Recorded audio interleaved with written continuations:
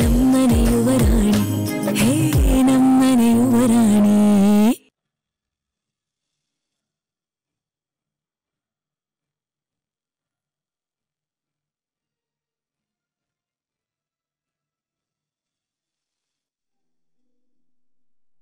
ಅಲ್ಲೇ ಅವ್ರೆ, ಮೀರಾ ಕೆಲವೊಂದ್ಸಲ ತುಂಬಾನೇ ಸರ್ಪ್ರೈಸ್ ಕೊಡ್ತಾಳೆ ಅಲ್ವಾ.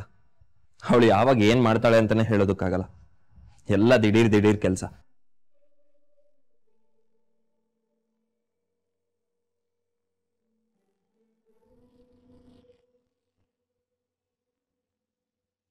ಅಲ್ಲೇ ಅವ್ರೆ, ಏನ್ ಯೋಚನೆ ಮಾಡ್ತಿದ್ದೀರಾ?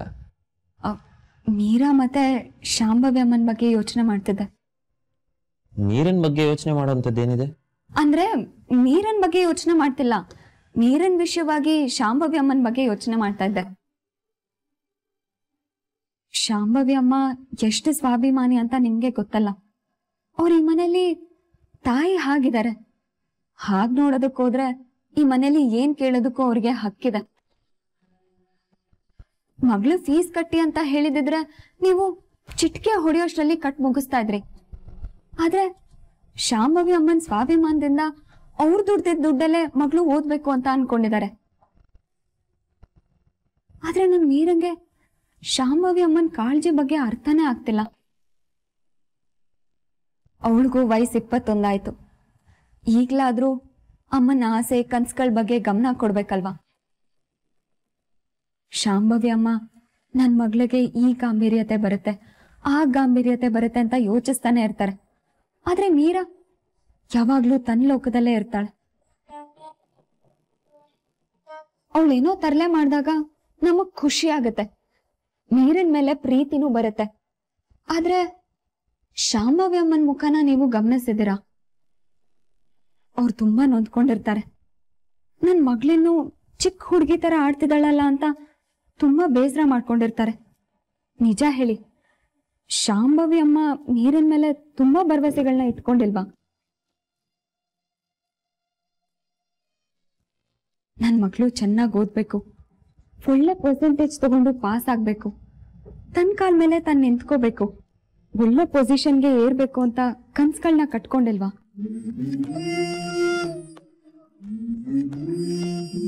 ಇರೋದೊಬ್ಳು ಮಗಳು. ಅಮ್ಮನ್ ಫೀಲಿಂಗ್ಸ್ ಏನು ಅಂತ ಅರ್ಥ ಮಾಡ್ಕೊಂಡು ಅವ್ರಿಗೆ ಧೈರ್ಯ ತುಂಬೋ ಕೆಲಸ ಮಾಡ್ಬೇಕಲ್ವಾ? ಮೀರಾ ಹೀಗಿರೋದು ನಮಗ್ ಖುಷಿನೇ. ಅವಳೇನೋ ಹೊರಗಡೆ ಹೋಗಿ ಕೆಲಸ ಮಾಡ್ಬೇಕಂತ ಏನಿಲ್ಲ. ಆದ್ರೆ ತಾಯಿ ಆದವಳಿಗೆ ತನ್ನ ಮಗಳು ಯಾರ ಮೇಲೂ ಡಿಪೆಂಡ್ ಆಗದೆ ಇಂಡಿಪೆಂಡೆಂಟ್ ಆಗಿರ್ಬೇಕು ಅನ್ನೋ ಆಸೆ ಇರುತ್ತಲ್ವಾ? ಒಂದ್ಸಲ ಅಮ್ಮನ ಸ್ಥಾನದಲ್ಲಿ ನಿಂತು ಯೋಚನೆ ಮಾಡಿದ್ರೆ ಅವ್ರ ಆತಂಕ ಏನು ಅಂತ ಗೊತ್ತಾಗತ್ತೆ.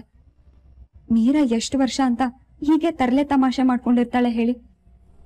ವಯಸ್ಸಾದ್ಮೇಲೆ ಏನಾದ್ರೂ ಮಾಡ್ಬೇಕಂತ ಅನ್ಕೊಂಡ್ರು ಅವಾಗ ಅರ್ಧ ಲೈಫೇ ಕಳೆದು ಹೋಗಿರುತ್ತೆ. ಅವಳು ಬದುಕಿದ ಬಗ್ಗೆ ತಾನೇ ರಿಗ್ರೆಟ್ ಮಾಡ್ಕೋತಾಳೆ. ಸಾಕೆ ತನಿಖೆ ತವರಿದ್ರು ಸರಿಯಾಗಿ ಲೈಫ್ ಬಗ್ಗೆ ಗೈಡ್ ಮಾಡ್ಲಿಲ್ವಲ್ಲ ಅಂತ ಕೊರಗ್ತಾಳೆ ಅಂತ ನನ್ಗನ್ನಿಸ್ತು.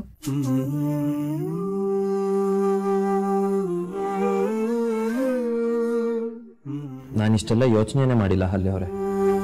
ಆದ್ರೆ ನೀವು ಅಮ್ಮನ ಬಗ್ಗೆ ಯೋಚಿಸಿದಿರಿ, ನೀರಿನ ಫ್ಯೂಚರ್ ಬಗ್ಗೆ ಸರಿಯಾಗೇ ಯೋಚಿಸಿದಿರಿ. ಎಲ್ಲಿಗೆ ಹೋಗ್ತಿದ್ದೀರಾ? ನೀರಿನ ಹತ್ರ ಮಾತಾಡ್ಬೇಕು, ಬರ್ತೀನಿ.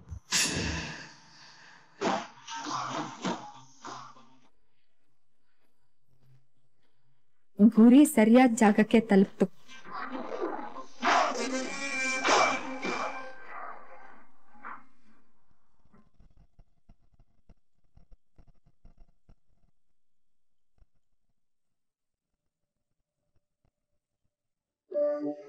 ಮೀರಾ, ನೀನ್ ಎಲ್ರ ಬಗ್ಗೆ ಎಷ್ಟು ಕಾಳಜಿ ವಹಿಸ್ತಾ ಇದೀಯಾ, ಎಲ್ರೂ ಖುಷಿಯಾಗಿರೋ ಹಾಗೆ ನೋಡ್ಕೋತಾ ಇದೀಯಾ. ಸ್ವಲ್ಪ ನಿನ್ ಜೀವನದ ಬಗ್ಗೆನೂ ಯೋಚಿಸ್ಬಾರ್ದಾ? ನನ್ ಜೀವನಕ್ಕೇನಮ್ಮ ಆಗಿದೆ? ಚೆನ್ನಾಗೇ ಇದೀನಲ್ಲ. ಏನೇ ಚೆನ್ನಾಗಿದೆ, ದಿನ ರಾತ್ರಿ ಗೆಳತಿ ಮನೆಗೆ ಓದ್ಕೊಳಕ್ ಹೋಗೋದ್ ಬೇಕಾ?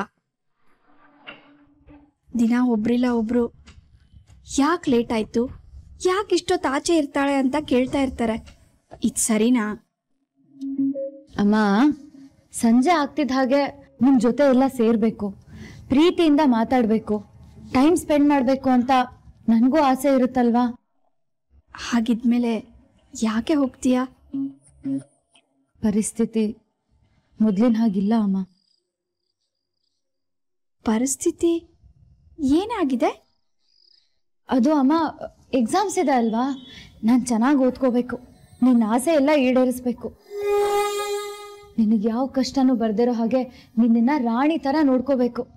ಇನ್ನೂ ಎಷ್ಟು ದಿನ ಅಂತ ಸಾಕೇತ್ ಮತ್ತು ಅನಿಕೇತ್ ಹತ್ರ ದುಡ್ಡು ಕೇಳೋದಕ್ಕಾಗುತ್ತೆ ಹೇಳು? ಇಷ್ಟೊಂದೆಲ್ಲ ಯೋಚಿಸ್ತೀಯೇನೆ? ಮತ್ತೆ ಇಲ್ವಾ ಅಮ್ಮ, ನಾನು ಸೀರಿಯಸ್ ಆಗಿ ಬದಲಾಗಬೇಕು ಅಂತ ಅನ್ಕೊಂಡಿದ್ದೀನಿ. ಇನ್ಮೇಲೆ ಈ ತಮಾಷೆ ತರ್ಲೆಗೆಲ್ಲ ಬ್ರೇಕ್ ಹಾಕಿ ಕೆಲಸ ಅಂದ್ರೆ ಅದಕ್ಕೆ ಓದ್ಕೋತಿರೋದು.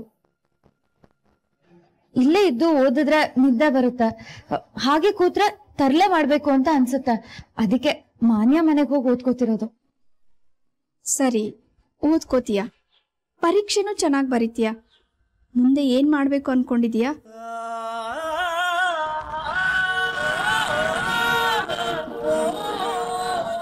ಹೇಳಿದ್ನಲ್ಲ ಅಮ್ಮ, ನಾನು ನಿನ್ನನ್ನ ಚೆನ್ನಾಗಿ ನೋಡ್ಕೋಬೇಕು. ಅಮ್ಮನ್ ಚೆನ್ನಾಗಿ ನೋಡ್ಕೋಬೇಕು ಅನ್ನೋದೇನೋ ಒಳ್ಳೆ ಯೋಚನೆನೆ. ಆದ್ರೆ ಅದಕ್ಕೆ ಮುಂದೆ ನೀನೇನ್ ಮಾಡ್ಬೇಕು ಅನ್ಕೊಂಡಿದ್ಯಾ ಅಂತಾನೆ ಹೇಳಿಲ್ವಲ್ಲ.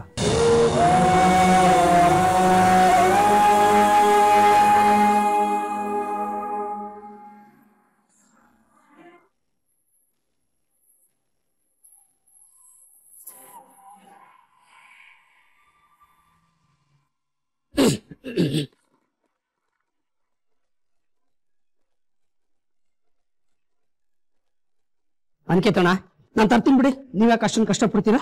ಸರ್, ಕರೆಕ್ಟಾಗಿ ತಗೊಂಡೋಗಿಡು.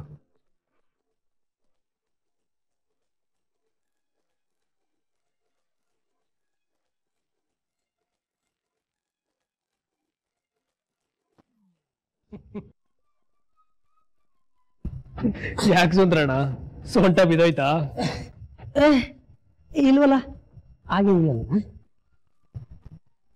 ನೀನೇ ಹೇಳೋಣ, ಈ ಮೀರಮ್ಮನ ಅರ್ಥ ಮಾಡ್ಕೊಳ್ಳೋದಕ್ಕಾಗಲ್ಲ ಅಲ್ವಾ?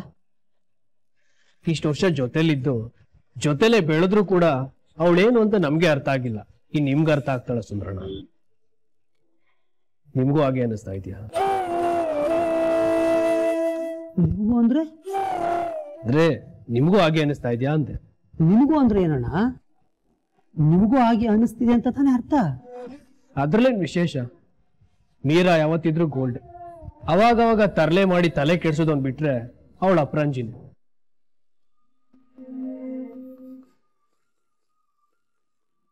ಏ ಸುಂದ್ರಣ್ಣ, ಏನಾಯ್ತು? ಏನಿಲ್ಲ, ನಾನೇನಾದ್ರೂ ಕನಸು ಕಾಣ್ತಾ ಇದೀನಿ ಅಂತ ನೋಡ್ತಾ ಇದ್ದೀನಿ. ಏನ್ ತಮಾಷೆ ಮಾಡ್ತಿದ್ದೀರಾ? ಇಲ್ಲ ಅಣ್ಣ, ಯಾವಾಗಾದ್ರೂ ನಿಮ್ಮನ್ನ ಮೀರಮ್ಮನ ಒಟ್ಟಿಗೆ ನೋಡಿದಾಗ ಒಳ್ಳೆ ಎಣ್ಣೆ ಸಿಗಾಕಾಯಿ ತರ ಆಡ್ತೀರಾ. ಮೀರಮ್ಮ 2 ನಿಮಿಷ ಮರೆಯಾದ್ರೆ ಮೀರಮ್ಮನ ಬಗ್ಗೆ ಈ ರೀತಿ ಮಾತಾಡ್ತೀರಾ. ಮೀರಮ್ಮ ಎದುರಿಗಿದ್ದಾಗ್ಲೇ ಯಾಕೆ ಮಾತಾಡಲ್ಲ? ಇಷ್ಟಿದ್ದೆ ಅವಳು ಕೊಂಬಂದಂಗ ಆಡ್ತಾಳೆ. ಇನ್ನು ಒಬ್ಳು ಬಿಟ್ರೆ ಮುಗೀತು, ಅವಳು ಕಾಲ್ ನೆಲದ ಮೇಲೆ ಇಲ್ಲಲ್ಲ. ಹಂಗಂದ್ರೆ ನಮ್ ಮೀರಮ್ಮ ಯಾವ ತಪ್ಪು ಮಾಡಲ್ಲ ಅಂದಂಗಾಯ್ತು. ನೋವೇ ಸಾಧ್ಯನೇ ಇಲ್ಲ, ಅವಳು ಯಾವತ್ತೂ ತಪ್ಪು ಮಾಡಲ್ಲ. ಹಾಗಾದ್ರೆ ಮೀರಮ್ಮನ ಮನ್ಸಿಗೆ ನೋವಾಗುವಾಗೆ ಯಾಕೆ ಮಾತಾಡ್ತೀವಿ ಅನ್ಕೇತನ? ನಾನೇನ್ ಮಾಡಿದೆ ಸುಂದ್ರಣ್ಣ? ನೀವು ಅಂತ ಅಲ್ಲ, ಮನೇಲಿ ಎಲ್ಲರೂ ಮೀರಮ್ಮನ ಮನಸ್ಸು ನೋಯಿಸ್ತಿದ್ದೀರಿ.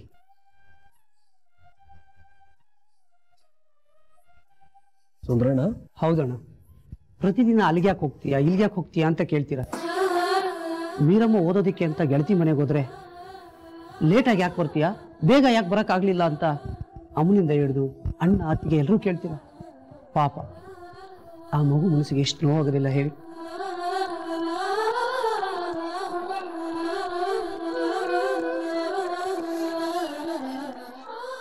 ಮೀರಮ್ಮಿಂದ ಯಾವತ್ತೂ ಈ ಮನೆಗೆ ಒಳ್ಳೇದಾಗುತ್ತೆ ಅನ್ಕೇತನ, ಕೆಟ್ಟದಾಗಲ್ಲ.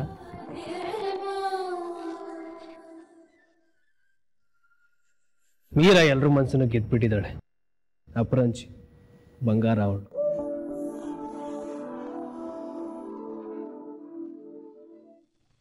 ಹೇಳು ಮೀರಾ, ಮುಂದೆ ಏನ್ ನಿನ್ ಪ್ಲಾನು? ಲೈಫಲ್ಲಿ ಏನ್ ಮಾಡ್ಬೇಕು ಅಂತಿದ್ಯಾ?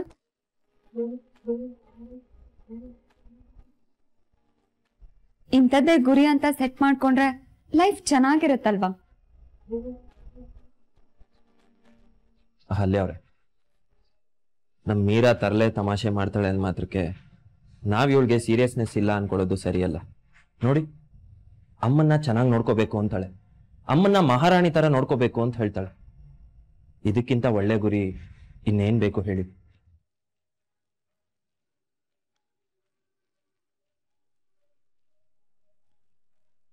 ಅಮ್ಮ, ನೀರಿನ ಬಗ್ಗೆ ನೀವೇನು ಚಿಂತೆ ಮಾಡಬೇಡಿ. ಇವಳು ಲೈಫ್ನ ತುಂಬಾ ಚೆನ್ನಾಗಿ ಕಟ್ಕೋತಾಳೆ. ನನ್ನ ಮಾತನ್ನ ನೆನ್ಪಿಟ್ಕೊಳ್ಳಿ, ಇವಳು 4 ಜನನ್ನ ಸಾಕೋ ಹಾಗಾಗ್ತಾಳೆ.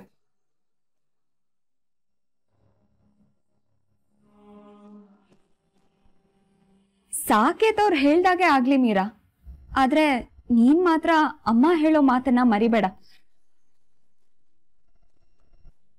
ನೀನ್ 4 ಜನನ್ನ ಸಾಕ್ತೆ ಹೋದ್ರೂ ಪರವಾಗಿಲ್ಲ, ಅಮ್ಮನ್ ಮಾತ್ರ ಚೆನ್ನಾಗಿ ನೋಡ್ಕೊ. ಹಾಗಂತ ನೀನೇನ್ ಫುಲ್ ಸೀರಿಯಸ್ ಆಗ್ಬೇಕು ಅಂತ ಏನಿಲ್ಲ. ಮೊದ್ಲಿಂದ ಹೇಗೆ ಎಲ್ರಿಗೂ ಖುಷಿಯಿಂದ ಖುಷಿನ ಅನಿಸ್ತಿದ್ಯೋ ಹಾಗೆ ಇರು. ಏನಪ್ಪ ನೀನು ಅವಳ ಪರನೇ ಮಾತಾಡ್ತೀಯ? ಅಮ್ಮ, ಇವಳು ಓದ್ಬೇಕು, ಕೆಲಸ ಮಾಡ್ಬೇಕು ಅನ್ನೋದಕ್ಕೋಸ್ಕರ ಇವಳು ಇಷ್ಟಗಳನ್ನ ಆಸೆಗಳನ್ನ ಸ್ಯಾಕ್ರಿಫೈಸ್ ಮಾಡಬೇಕು ಅಂತೆಲ್ಲ ಏನಿಲ್ಲ. ಪ್ಲೀಸ್, ಇವಳಿಗೆ ಬಾರ್ಡರ್ನ ಹಾಕಿ ಕೂಡ ಹಾಕ್ಬೇಡಿ. ಇವಳನ್ನ ಇವಳ ಪಾಡಿಗೆ ಬಿಟ್ಬಿಡಿ. ಇವಳು ಈ ಮನೆ ಯುವರಾಣಿ ಹಾಗೆ ಇರ್ಲಿ. ಇಲ್ಲಿ ಯಾವುದಕ್ಕೂ ಏನು ಕೊರತೆ ಇಲ್ಲ. ನೀವು ಅದು ಮಾಡಬೇಡ ಇದು ಮಾಡಬೇಡ ಅಂತ ಇವಳು ತಲೆ ತುಂಬಿ ಭಯ ಹುಟ್ಟಿಸ್ಬೇಡಿ. ನೀರಿನ ಮೇಲೆ ನಂಬಿಕೆ ಇಡಿ.